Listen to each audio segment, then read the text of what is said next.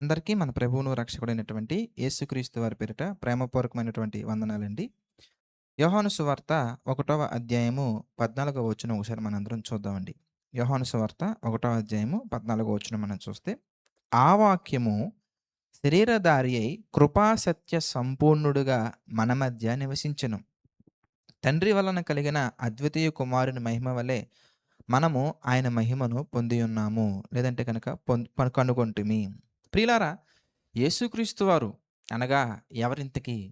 సహజంగా ప్రతి మనిషి కూడా ఎలా ఆలోచిస్తాడంటే, వాక్యము తెలియని వాళ్ళు ఆలోచించే విధానం ఎలా ఉంటదంటే, 3 మేకులే తీసుకోలేనటువంటి వాడు మరి నా జీవితంలో కార్యాలు చేస్తారా? తన ప్రాణాన్ని తానే రక్షించుకోలేనటువంటి వాడు నా జీవితాన్ని ఏమి రక్షిస్తాడు? ఇలా ఆలోచించే అవకాశం ఉంటుంది. అయితే అది వాక్యము తెలియనటువంటి వారు అలా ఆలోచిస్తున్నారు. మరి వాక్యము తెలిసినటువంటి మనలో కూడా కొంతమంది ఎలా ఆలోచిస్తున్నారు, ఎలా ఉంటున్నారంటే, దేవుని యొక్క గొప్పతనాన్ని ఆలోచించక, యేసుక్రీస్తు వారి యొక్క త్యాగాన్ని, యేసుక్రీస్తు వారి యొక్క గొప్పతనాన్ని ఆలోచించక ఆయనను చాలా చిన్నగా చూస్తా ఉంటారు. అందుకే లోకాన్ని వెంబడించే విషయంలో చాలా త్యాగాలే చేస్తున్నారని తీసుకోవాలి. లోకాన్ని విడిచిపెట్టి దేవుని కొరకు బ్రతకటానికి త్యాగాలు చేయవలసినటువంటి మనిషి, దేవునిని విడిచిపెట్టి లోకాన్ని వెంబడించడానికి త్యాగాలు చేసుకుంటూ వెళ్ళిపోతా ఉన్నాడు. అందుకే యేసుక్రీస్తు వారి గురించి రాసినటువంటి ఒక మాట మనం చూస్తే, ఆయన కృపాసత్య సంపూర్ణుడిగా మన మధ్య నివసించెను. ఎంత చక్కగా ఆయనను తగ్గించుకున్నారు. తనను తాను తగ్గించుకున్నారో మీరు చూస్తే, ఫిలిప్పీలకు రాసిన పత్రిక ఒకసారి మనం చూద్దాం. ఫిలిప్పీలకు రాసిన పత్రిక 2వ అధ్యాయం మనం చూస్తే 6, 7 వచనాలు మనం చూద్దామండి.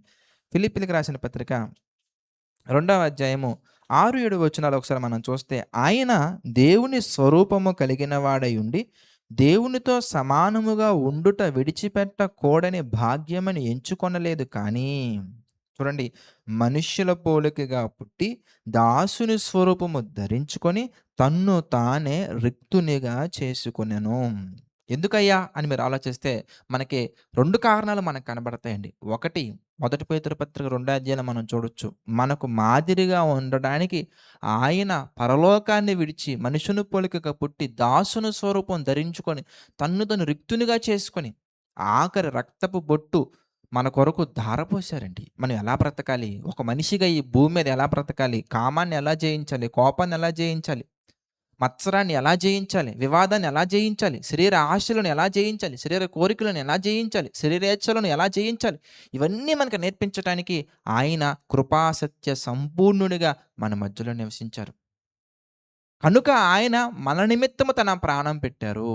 అందుకే మరొక మాట, మరొక రీజన్ మనం గమనించినట్లయితే గనక యోహాను సువార్తలో మనకు కనబడుతుందండి. యోహాను సువార్త 3వ అధ్యాయం మనం చూస్తే 17వ వచనం చూద్దామండి. యోహాను సువార్త 3వ అధ్యాయము 17వ వచనం ఈ సందర్భంలో ఒకసారి మనం జ్ఞాపకం చేసుకున్నట్లయితే, లోకము తన కుమారుని ద్వారా రక్షణ పొందుటకే గాని లోకమునకు తీర్పు తీర్చుటకు దేవుడు ఆయనను లోకములోనికి పంపలేదు.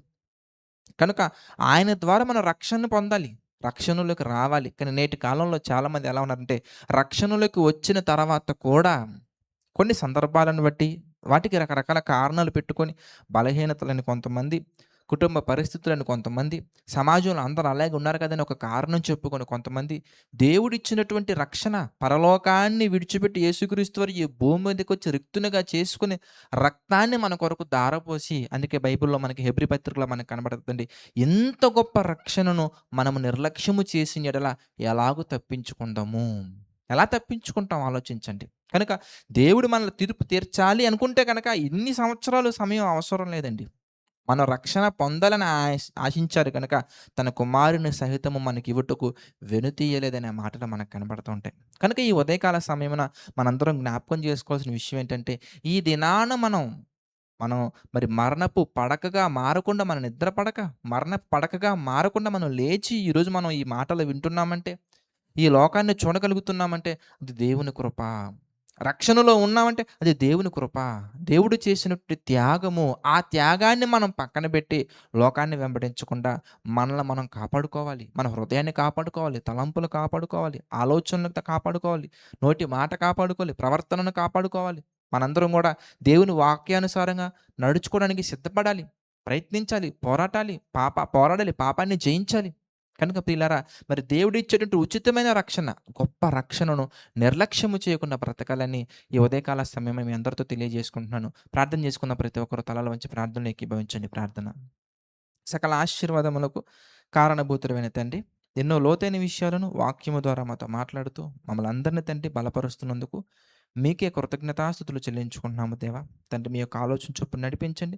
మీ కృప చొప్పున బలపరచండి. తండ్రి సమస్తమును మీ చిత్త ప్రకారంగా జరిగించుటకు కావలసిన శక్తిని మాకు అనుగ్రహించండి. దేవా, ఎవరైతే ఈ వీడియోస్‌ను చూసి అనేక మందికి షేర్ చేస్తున్నారో తండ్రి వారందరిని జ్ఞాపకం చేసుకోండి. దీవించండి, ఆశీర్వదించండి. ప్రభువా, మరి యొక్క పరిచర్యలో పాలుభాగస్తులవుతున్నటువంటి వారిని జ్ఞాపకం చేసుకోండి, దీవించండి, ఆశీర్వదించండి. తండ్రి ఆర్థిక, ఆరోగ్య, మానసిక సమస్యలలో తండ్రి ఎవరైతే కృంగి ఉన్నారో తండ్రి వారి జీవితాలను జ్ఞాపకం చేసుకొని తండ్రి మీ కృపలో బలపరిచి తండ్రి పరిస్థితులను ఎదిరించుటకు, పరిస్థితులను జయించుటకు కావాల్సిన శక్తిని, సామర్థ్యాన్ని అనుగ్రహించండి. తండ్రి మీ చిత్తమైతే మేమందరం మరలా కలుసుకునే అవకాశం అనుగ్రహించండి. సమస్త మహిమ, ఘనత, ప్రభావాలు మీకే చెల్లించుకుంటూ మా ప్రభువును రక్షకుడైనటువంటి యేసుక్రీస్తు వారి పేరటి ప్రార్థన అడిగి వేడుకొనుచున్నాము తండ్రి. ఆమేన్. అందరికి వందనాలండి. God bless you all.